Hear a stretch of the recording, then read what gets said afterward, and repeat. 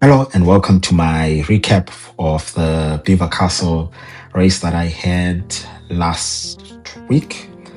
Yeah, so it was a middle distance duathlon, which is made up of a 10K run, 90K on the bike, and 10K on the run again. So it was an interesting race.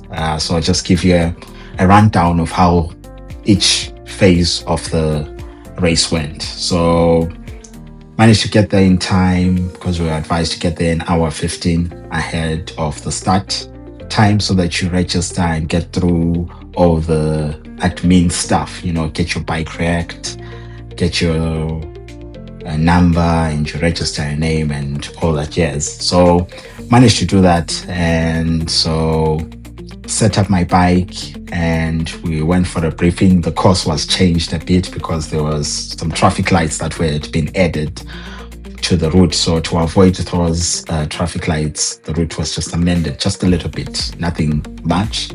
So we started our run. So the Beaver Castle run is a bit weird when you start off. It's more of like you're running uphill. So the first 600 meters is uphill, and then you turn into like an off-road running path, and it just keeps going uphill.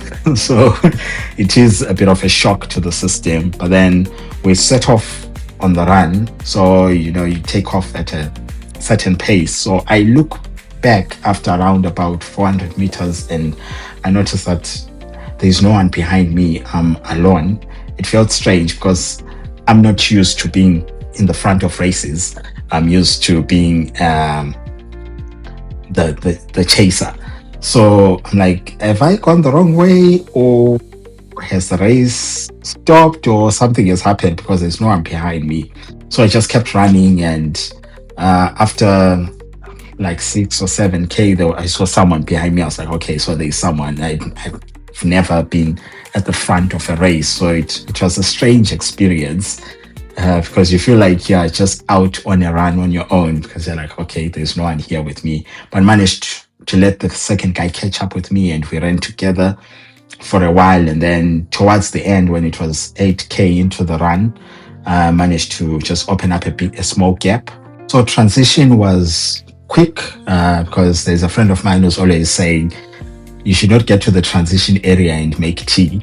So it's just a quick in and out. Of course, you cannot win a race alone from transition, but you can lose a race from spending too much time in transition. So it was a quick transition. I think I had the quickest transition for T1.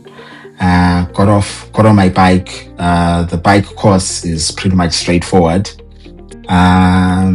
So the first lap, so it was 2 laps of 45K.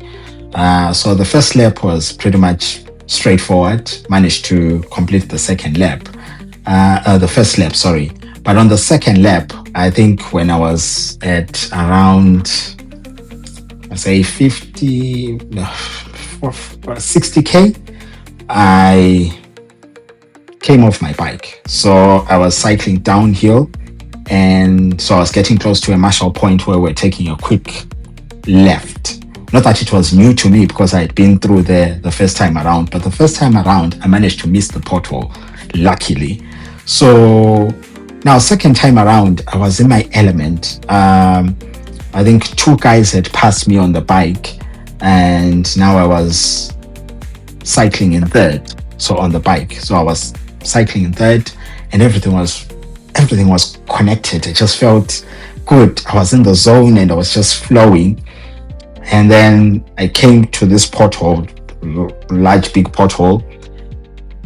My front wheel went into the pothole. I saw the pothole and I thought to myself, I do not want my wheels to then have that impact of then still moving forward and going off or over the pothole. So slammed my brakes.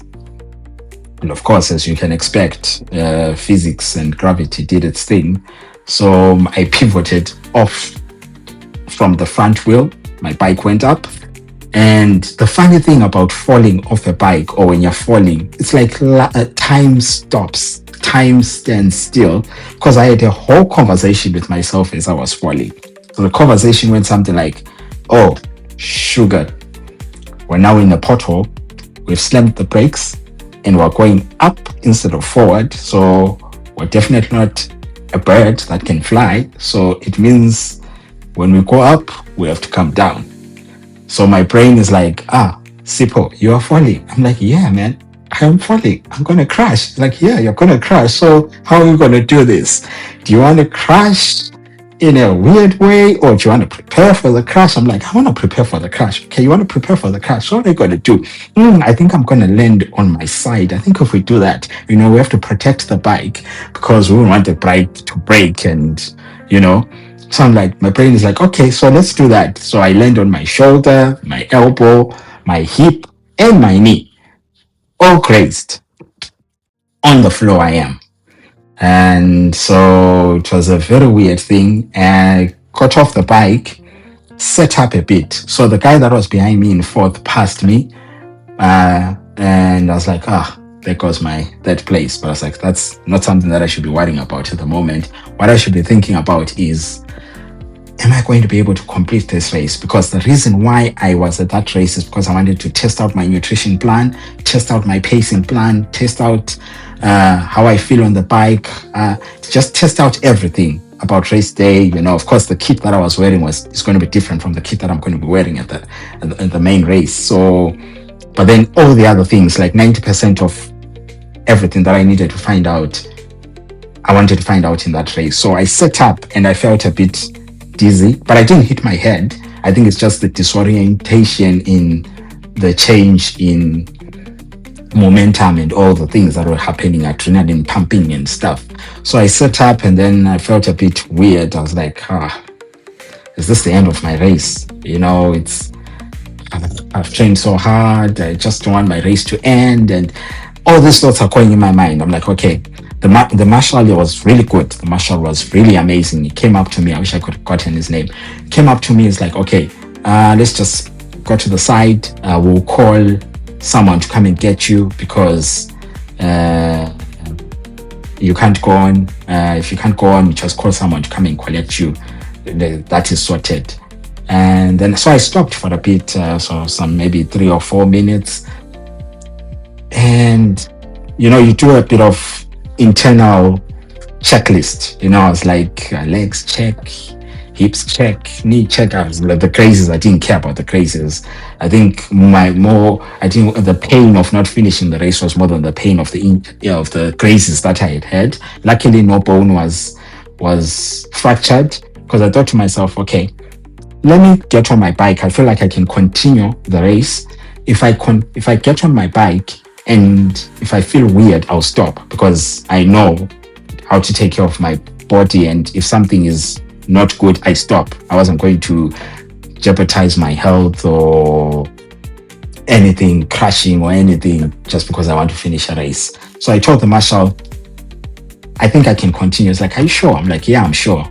And then I told him, I promise if I feel weird or if I feel something, an ego or anything that's out of place, I will stop. I promise. It's like, yeah, there's some marshals along the way. So if you feel like you can't continue, stop and get to the next marshal point. I'm like, yeah, sure, I'll do that. So I got on the bike. Then the first like 2-3 Ks, you're in your mind, you're thinking, oh, I just crashed. You're thinking about all these things. Will I be able to finish the race? And you're just trying to get back into the zone because you've just been thrown off the way you were feeling. It's like you had a different person on the bike. But I managed to get to the end of the bike and went through transition. I was like, okay, so this is the moment of truth because this is the final 10K. This is when I'll find out if things are working as they should or they are not. So same route as before. First 2K is uphill. So that's going to be an interesting one. But then that's when you know if any of the joints are not working so well. So got off transition, went out for my run. And I felt good. I felt really good on the second run. And of course, the smoke raises, they were there. You feel it that, I did hurt myself. But then I think the adrenaline really got the better of me. Managed to finish the 10K run and finished 4th overall, which I was really pleased with myself because the main aim for me being in that race was to test out my pacing, test out my nutrition, my hydration and everything because I a calculation in my mind and to test out my gearing as well, because the next race is going to be hilly, so I needed to test out my gearing. There was a bit of hills on this course, so I needed to know how I'm going to pace my hills. So I was so happy that I managed to finish the race and everything was a tick. I was pretty pleased with how I planned my nutrition, and I think it's going to translate well to the next race. And now it's just getting onto the final block of training before the main race in September, which is the long distance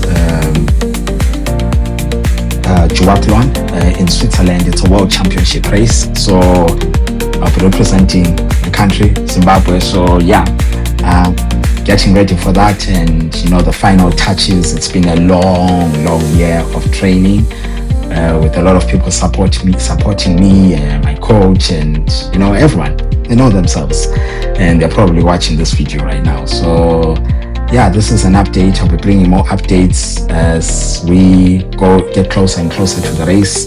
Just want to make sure that I give more updates and keep everyone updated on my progress. But other than that, I am happy with how the race went. I've healed. Well, still healing, but majority of my grazes have healed. And so yeah, see you on the other side.